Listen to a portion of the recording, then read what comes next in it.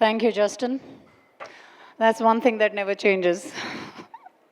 But what changed today was there's no clap. You guys are tired? There's no tea, coffee out there? Thank you. And this was only for the panelists. It wasn't for me. Yeah? Thank you. You know, I can continue and say there are still two more panelists, right? One more at least, right? There are three panelists. Moderator, you can forget. Lovely. Warm up a little, enjoy, because if you don't listen, 30 minutes, what are we going to do, right? Excellent. So I think we have your attention now. And you know that glare is very solid. Yeah? So keep it warm going. Okay. So we are going to discuss, if you've seen the agenda, we are going to discuss about open innovation. We're going to discuss how companies can collaborate. And obviously everything that you do today has an end outcome. You're here for a reason, and we are here for a reason too. And the panel outcome is going to be, how is it that we leave you with insights, some tips, some takeaways, some insight to say, what can you do different in a sphere of open innovation, which probably can help accelerate the industry. All of us operate in an ecosystem, which is what nasscom does so well. And I think that's where we need your attention. Just 30 minutes, right? We'll try to wrap up, obviously, within that. Panelists, thank you so much. Manish, Seva, Sumithra. We've had outstanding, awesome chats. I wish we could replicate that. The audience would be in splits if we discuss mindfulness, but we'll stay focused on open innovation. Manish, I'm going to begin with you. In your role as Chief Innovation Officer, I love that. The CIO took a different meaning completely, right? So I have to say the full form. At Panasonic, talk to us what open innovation means at Panasonic and what has you seen change in the last few years? Sure. Good evening, everyone. I hope you guys are still awake. So open innovation is essentially how do you co-create and coexist in my simple language. These are very simple words, but very profound. Co-creation. You as an enterprise not only create, but co-create with your either partners, with the ecosystem collaborators like startups, incubators, academia, and then coexist. What does coexist means? Coexist means that you grow and you let others grow. So that's what the open innovation means. Panasonic is a 106 years old startup. So you can imagine the kind of experiences the organization would have had. A lot of people recognize Panasonic as a B2C company, appliance company, but that's only about 35 to 40% of our business. 60 to 65% business is from B2B. Not many people may know that 70 to 75% world's population is touched by Panasonic technology in some way or other on a daily basis. And that's the impact Panasonic has. Tell us how. You can't say that, leave it mid-air and then, you got everyone's attention, but tell us how. The phones you might be using, the volume low and high buttons must be coming from Panasonic. The car that you would have traveled, it must have sensors from Panasonic, telemetrics device from Panasonic, audio systems from Panasonic. The flight that you take, the movie that you watch on the panel is from Panasonic. If you have used Wi-Fi technology in an aircraft in the air, that patented technology is from Panasonic. So that's how. So imagine when we are doing these kind of innovations, it's just not possible for an organization or enterprise to do it by themselves. So then it becomes very important and imperative also to co-create. You don't have to reinvent the wheel every time yourself.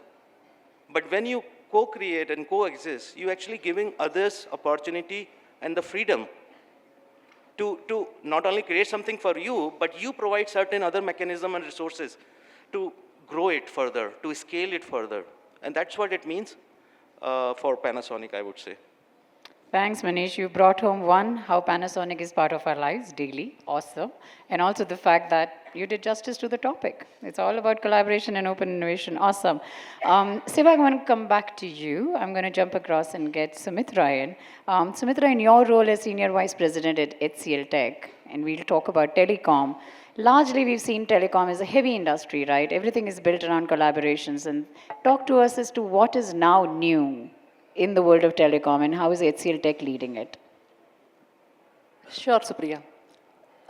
Services organizations like HCLTech and the other contemporaries, right?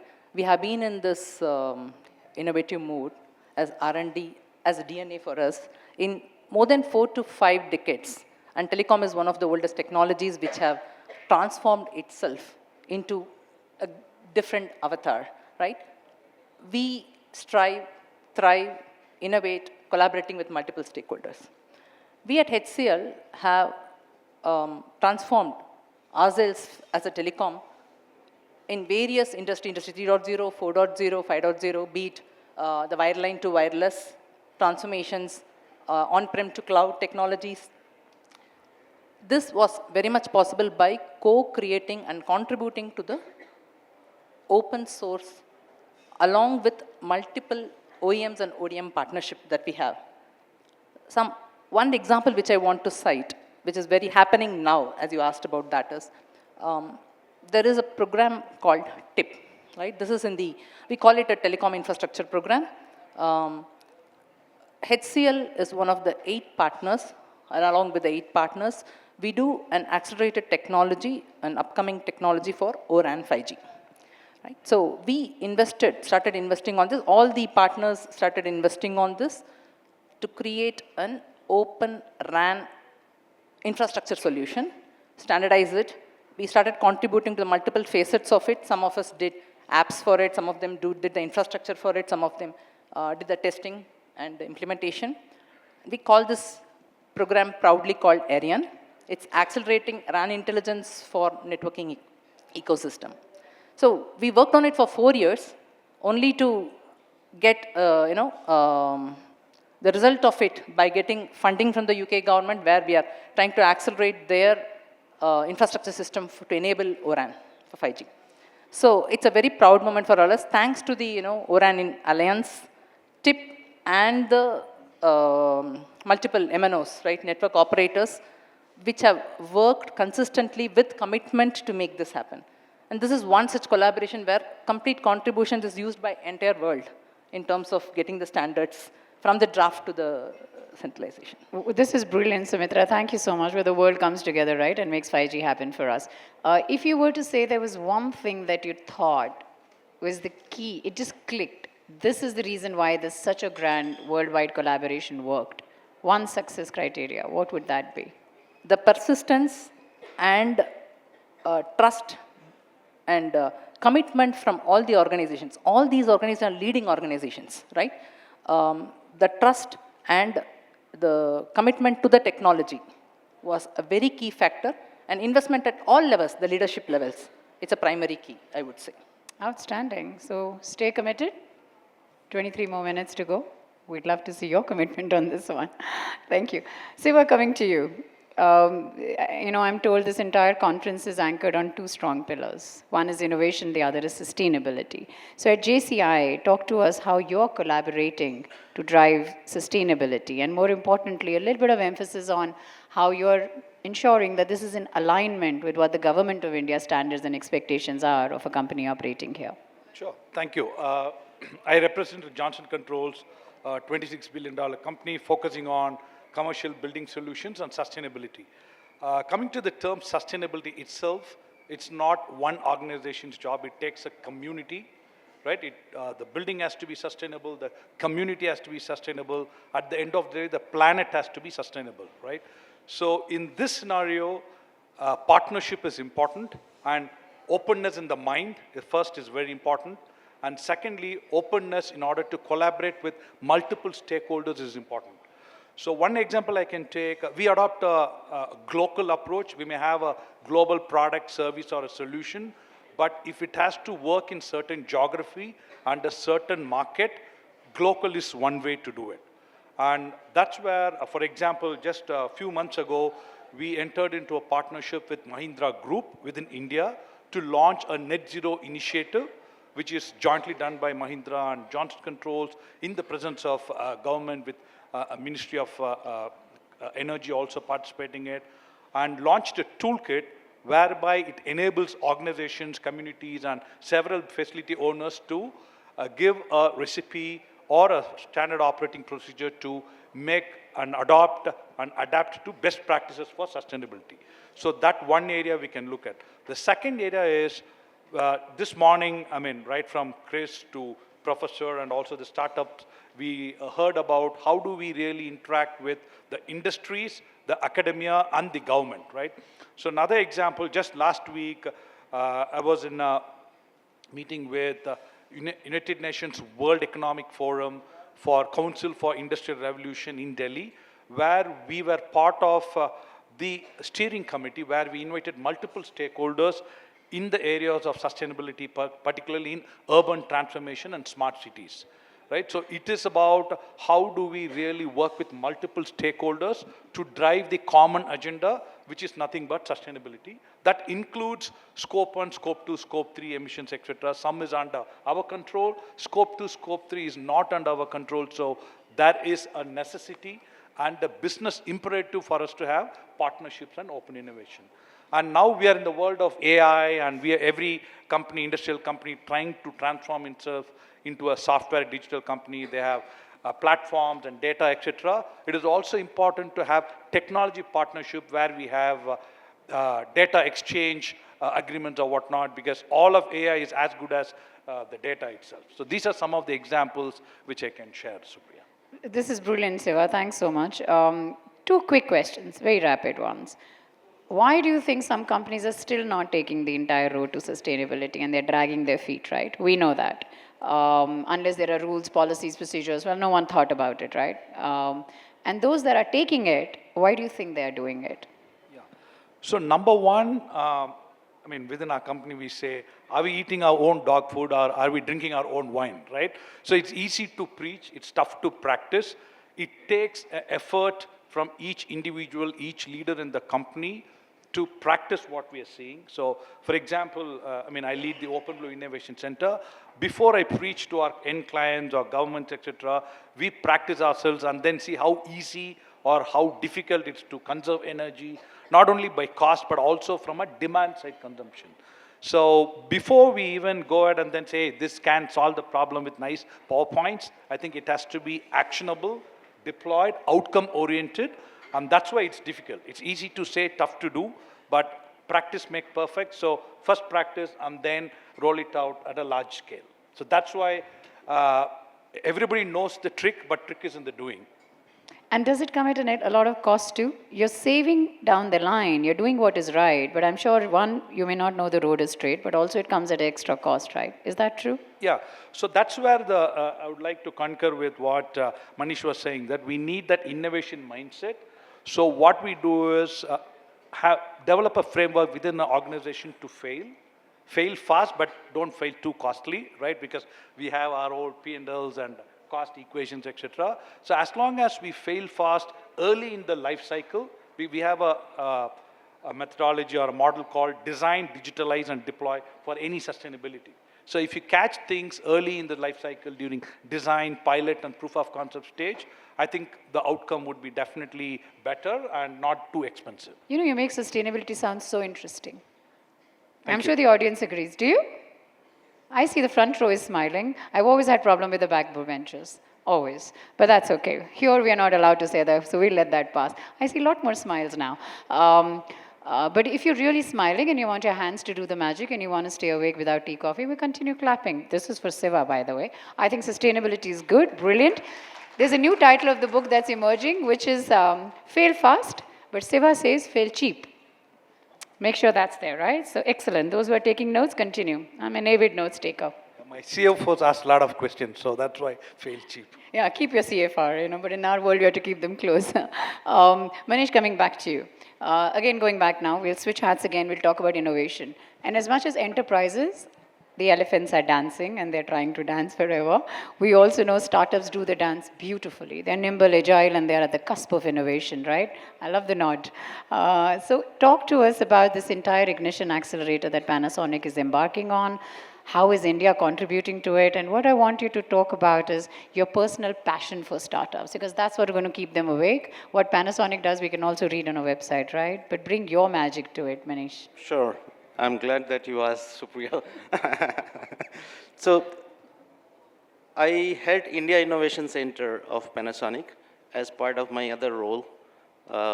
It was set up about 6 years back.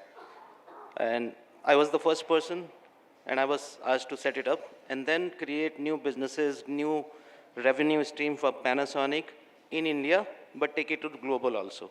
So that was my charter. So in the last 6 years, what we have done is we have created a very strong team.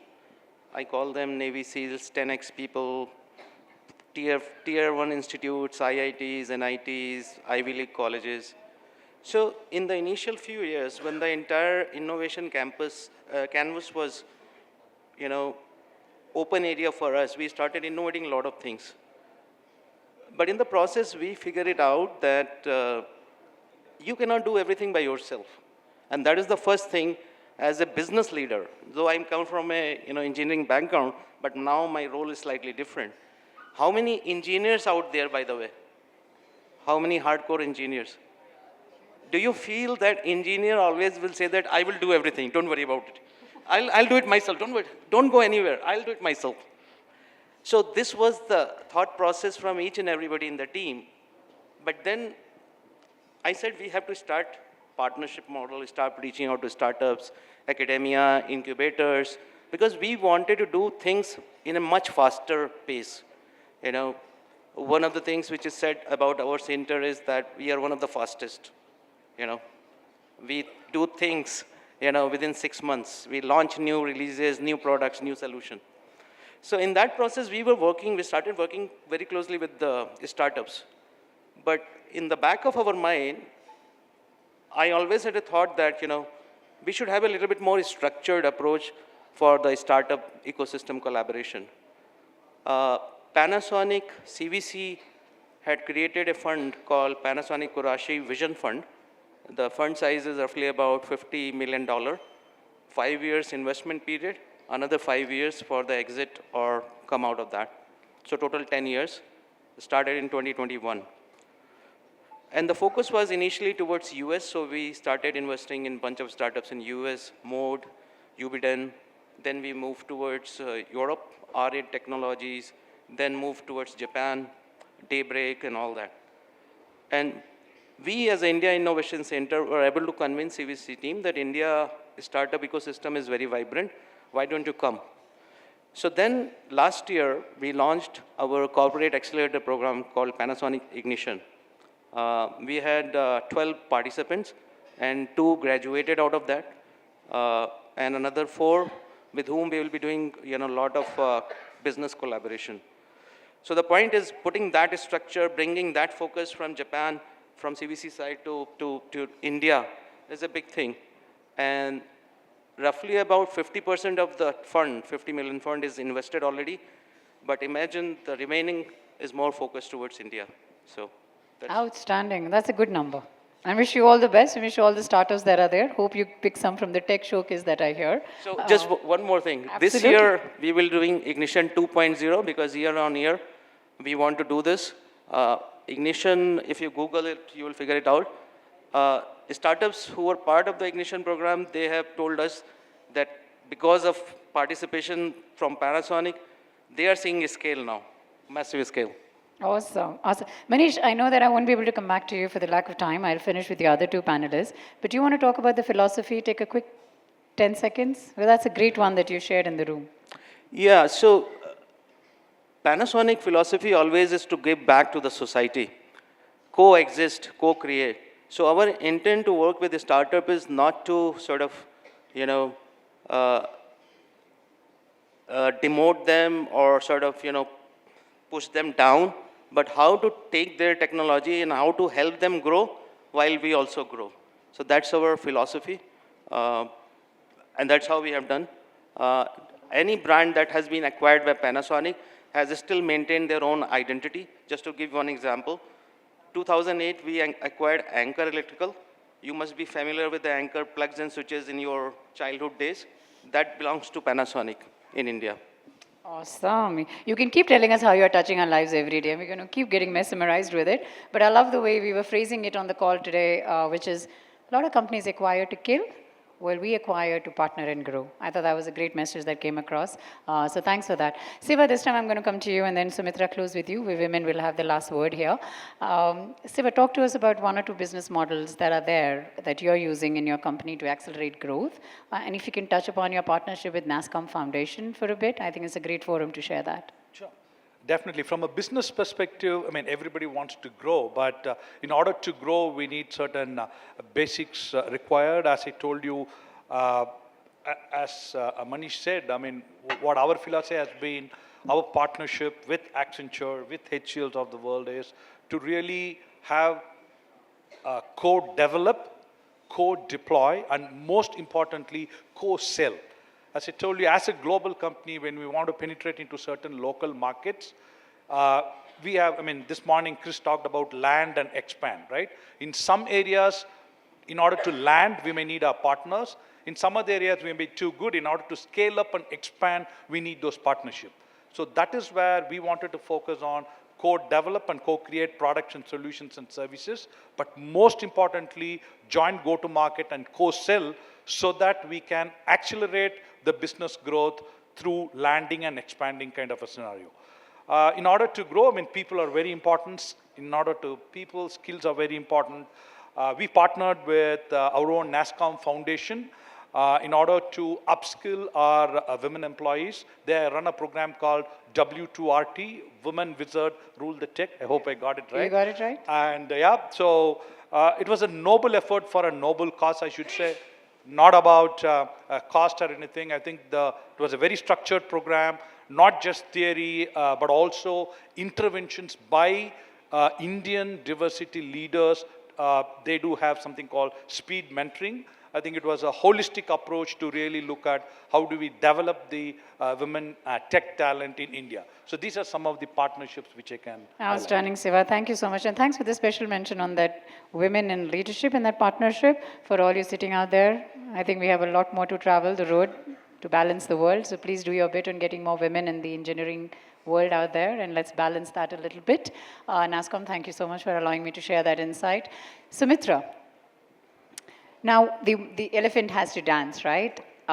We have to network, collaborate with the external world, and talk about innovation. But all that is going to be done by the employees inside, right? So how what's your experience in getting the employees ready, getting the organization ready, so that whatever the vision is set forth, the execution is kind of seamless. Do you want to take a few minutes and talk to us about that? Sure. See, there are multiple driving forces which enable this open innovation.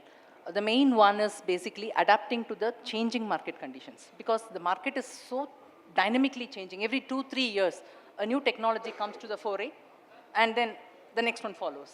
So what we need to do as an organization is to be able to predict this and be ready for, and right from the draft stage of standardization, we should be there as a pioneer for that technology, not a follower, right?